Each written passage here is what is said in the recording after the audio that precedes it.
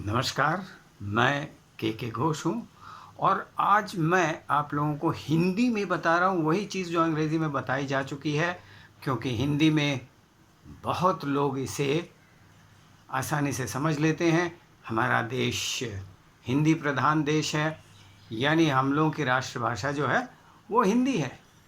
तो चलिए अब देखते हैं कि हमने क्या बताया था। हमने बताया था कि पौधों के भी प्राण हैं, यानी प्लांट्स हैव लाइफ।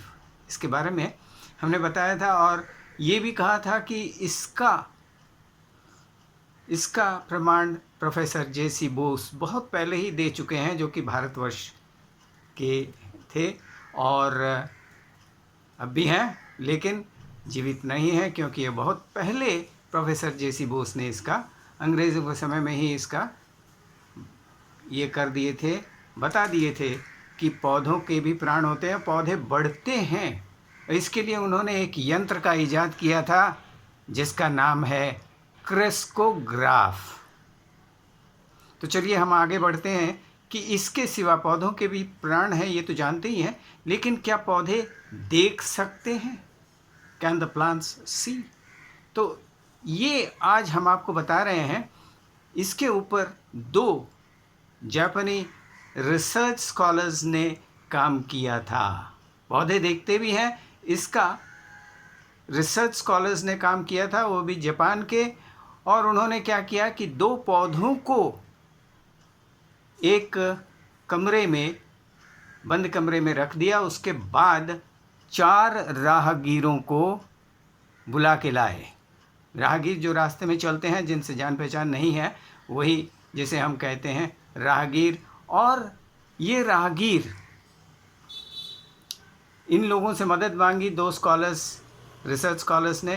तो उन्होंने मदद करने के लिए वो तैयार हो गए। और फिर देखिए करना क्या है उन्हें कि दो पौधे कमरे में बंद है, एक एक करके जाएंगे उसके सामने और एक पौधे को, दो पौधों में से एक पौधे को कुचल देंगे, मार देंगे। लेकिन बोला कि भाई ये जो हम काम करेंगे ये किसी को पता नहीं चलना चाहिए। तो क्या करेंगे भाई? इसके लिए उन्होंने लॉटरी निकाली और लॉटरी में किसी एक के चिट पर लिख दिया कि तुम्हें ये काम सौंपा जा रहा है। देखिए अब सज्जनों, देखिए कि एक को मिल गया है और उन्हें किसी को बताना नहीं है, सिर्फ काम करना है। एक एक करके बंद कमरे में गए और वापस चले आए। चौथा आदमी जो ही घुसा और वापस आ गया, तो ये रिसर्च स्कॉलर्स ने देखा कि ये एक पौधा कुचला जा चुका है, ख़त्म कर दिया गया है, दूसरा पौधा जैसे कि तैसे ही है। तो काम हो चुका था। अब रिसर्च स्कॉलर्स ने क्या किया कि एक यंत्र, जिसे हम लोग कहते हैं कि लाई